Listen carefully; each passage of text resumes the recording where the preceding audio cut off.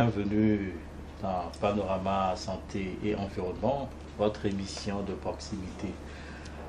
Science est une revue scientifique généraliste américaine hebdomadaire qui publie des articles dans tous les domaines scientifiques, des sciences exactes comme la biologie, la chimie, la physique, les mathématiques, etc., aux sciences humaines comme l'anthropologie, l'archéologie, la sociologie, et j'en passe. Créé par Thomas Edison, son premier numéro date du 3 juillet 1880 et contenait 12 pages d'articles sur la possibilité de chemin de fer électrique, les dernières observations des Pléiades et le conseil donné aux enseignants de sciences qui était important d'étudier le cerveau des humains. Par la suite, elle, donc Science, est devenue une revue de référence, publiant notamment des articles d'Albert Einstein, d'Edwige Humble et de Louis Leakey. Elle est la revue générale scientifique à comité de lecture la plus vendue dans le monde, avec un lectorat total estimé à plus d'1 million de personnes. En 2011, donc cette année, son facteur d'impact est à estimer autour de 32.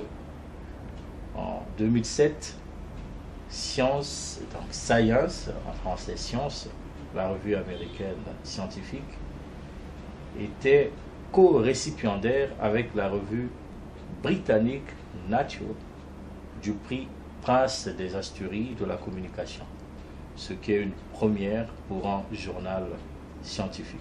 Comme vous le savez, cette revue Science est éditée par une association américaine qu'on appelle American Association for the Advancement of Science, AAAS, grande société scientifique mondiale qui donc édite cette revue. Nous recevons ce soir professeur Francine Toumi, que vous connaissez déjà, présidente de la Fondation congolaise pour la recherche médicale. Pourquoi? Tout simplement parce que ce soir, elle va nous parler de ce qu'elle vient de faire, une première pour notre pays, peut-être même pour l'Afrique subsaharienne, dont particulièrement l'Afrique centrale, la région CEMAC et la RDC.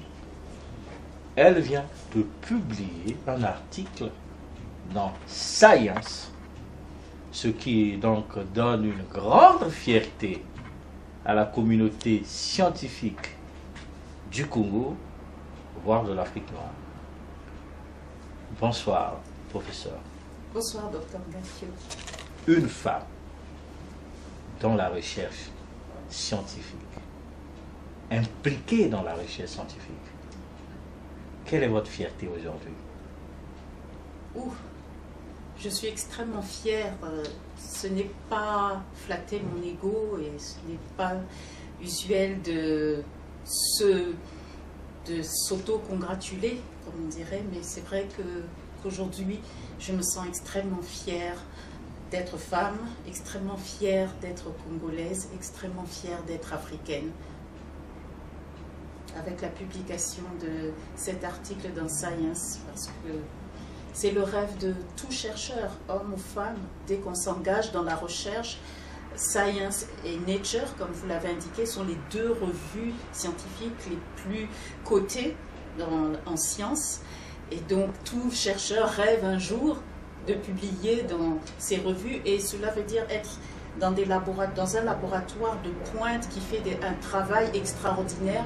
Alors, vous pensez bien, quittant l'Allemagne et venant travailler au Congo, il y a 3 ans, je n'aurais jamais même rêvé envoyer un article à Science et même pouvoir avoir une issue, voire avoir une issue favorable. Est-ce que déjà, en tant que femme, vous avez pensé, en s'engageant dans cette aventure, dans ce chemin pour tenté d'enraciner la recherche médicale au Congo. Vous aviez pensé que, en tant que femme, vous n'allez pas subir subir quelques traitements négatifs dus à la logique qu'on attribue dans le cas de la promotion de la femme? Honnêtement, non. Parce que je n'ai pas été élevée comme ça. J'ai été élevée en me battant, en respectant hommes, femmes, garçons, filles quand j'étais plus jeune, et surtout en ayant des objectifs qui ne cadraient pas forcément avec le genre. Et je n'ai jamais été limitée par le fait que j'étais une femme, jamais, honnêtement. Et en plus, en travaillant dans le Nord, je n'ai pas l'impression d'avoir aussi été limitée par ma couleur. Parce que lorsque l'on prend ça comme obstacle en se disant « Mon Dieu, je suis une femme, mon Dieu, que je suis noire, je n'arriverai pas », on part perdant. Et je ne suis jamais partie perdante. Je me bats et la vie est un combat. Alors, effectivement, ce qui peut paraître être une faiblesse, être noir, quand on est dans un milieu scientifique très puissant, blanc, et en plus être une femme, on se dit, mon Dieu, je n'y arriverai pas. Et pourtant, très jeune déjà, je me suis retrouvée dans des réunions scientifiques où il y avait des chercheurs éminents. Et moi, j'étais toute jeune chercheuse, mais je me retrouvais autour de cette table, justement parce que j'étais noire et que j'étais femme et qu'ils avaient besoin de montrer que la recherche aussi intéressait les femmes africaines. Et comme il y en avait peu, j'étais choisie. Et donc c'était à la fois, c'était pour moi un avantage parce que très vite, je me suis confrontée aux meilleurs et j'ai rencontré les meilleurs chercheurs, en tout cas dans mon domaine qui était le paludisme. Donc vous voyez, c'était une force plutôt être femme et être noire. Professeur, 3 ans à peine que vous aviez initié la création de la Fondation congolaise pour la recherche médicale, partenaire du ministère de la Santé et de la Population, partenaire du ministère de l'Enseignement supérieur, partenaire du ministère de la Recherche scientifique, partenaire de l'université Marien Ngouabi, de la faculté des sciences de la santé, partenaire de Total. Il y a d'autres qui rêvent encore, ne sachant pas trop qu'est-ce que la Fondation, mais à qui vous dédiez ce Science, qui est une première pour le Congo et pourquoi pas pour la sous-région de l'Afrique centrale? Alors ce Science, je le dédie premièrement à mon équipe. Je dirais l'équipe de la Fondation congolaise pour la recherche médicale. Parce que c'est une jeune équipe qui a, la plupart, en tous les cas, la partie administrative, n'avait jamais travaillé dans une fondation et en plus la recherche médicale. Mais tous ont adhéré à sa mission, à ses objectifs. Et grâce à eux, j'ai appris à expliquer ce que j'avais envie de faire de manière très simple. D'où cet article de Science qui est extrêmement simple et justement extrêmement percutant parce qu'il parle au grand. Oui, non, justement, donc, en premier lieu, je dirais à mon équipe.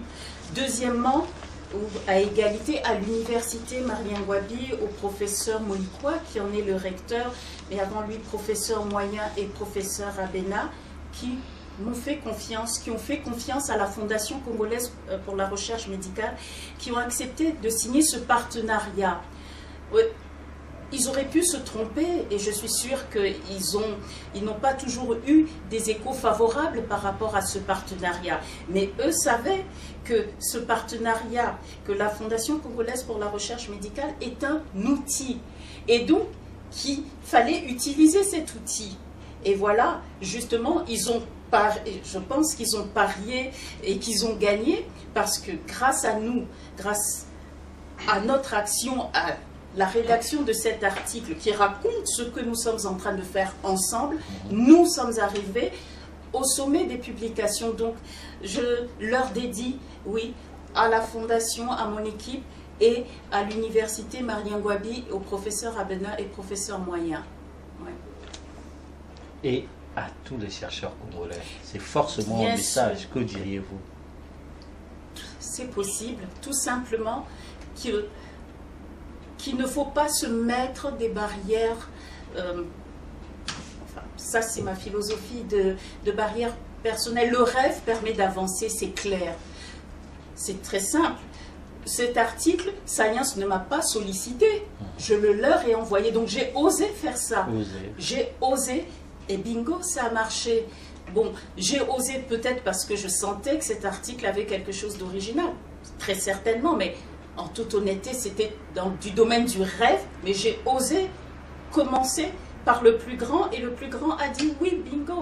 Donc je dis aux chercheurs congolais, je dirais, dans la recherche, c'est l'imagination, c'est la création, c'est comprendre, essayer de comprendre et répondre à des besoins. C'est fantastique. Et donc, il faut oser. Voilà. Parlons de l'article. Vous l'avez intitulé « La fourmi ». C'est bien sûr en anglais, hein. On parle de la traduction, nous sommes dans un pays francophone. La fourmi qui a appris à être un éléphant. Pourquoi ce titre? Parce que lorsque on a engagé ce partenariat avec l'université Marien Ngouabi, nous partions de rien, de zéro. Mais nous avions un projet qui était financé par la Commission européenne, un projet très ambitieux. Quand on part de rien et qu'en 3 ans, il faut construire quelque chose et donner des résultats dont on n'a pas à avoir honte, cela fait peur. Le défi est important. Écrire un projet, bon, cela peut paraître simple, mais le mettre en œuvre et avoir des résultats est beaucoup plus compliqué. Et malgré ma longue carrière, j'ai découvert beaucoup de choses dans la mise en œuvre de ce projet au Congo en particulier.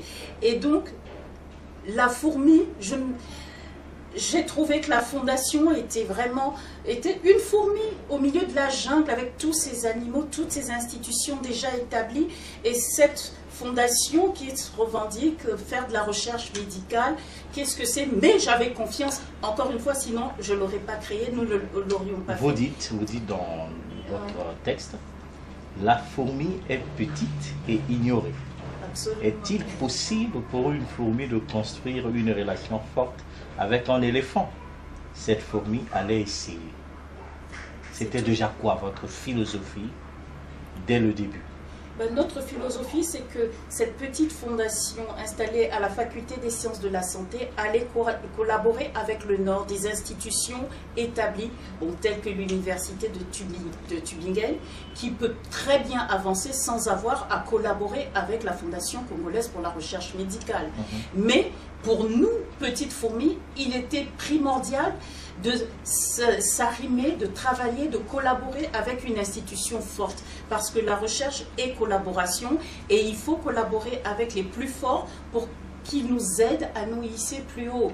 Donc ça, c'était un des défis aussi de la Fondation congolaise pour la recherche médicale, de collaborer localement, bien entendu, mais aussi avec les meilleurs à l'extérieur. Donc, la fourmi, tout en construisant sa petite maison ici, devait en même temps mettre en place